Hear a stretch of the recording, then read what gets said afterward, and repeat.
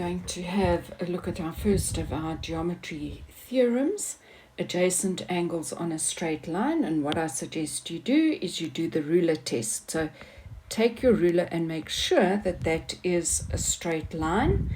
Then the next thing you have to see, do all these angles share the same or common vertex? So these are adjacent angles. C is adjacent to B and B is adjacent to A. And the rule here is that these three angles added together will give you 180 degrees. So any line with any number of angles on it sharing a common vertex will add up to 180 degrees. This is how we set it out when doing geometry. So we have to describe the diagram, and this is called our statement. A plus B plus C will give us 180 degrees. And the abbreviation we use is AJ, angles on straight line. Let's look at our first worked example. So it says solve for the variable giving a reason.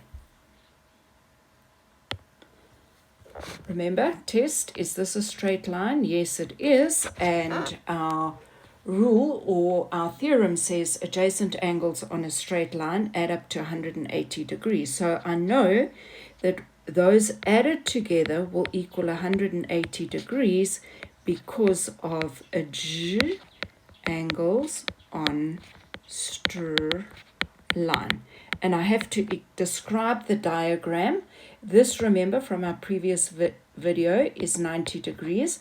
So I have to say A plus 90 degrees plus 22 degrees equals 180. So describing the diagram is the first step. And in that step, you've got to use the variables.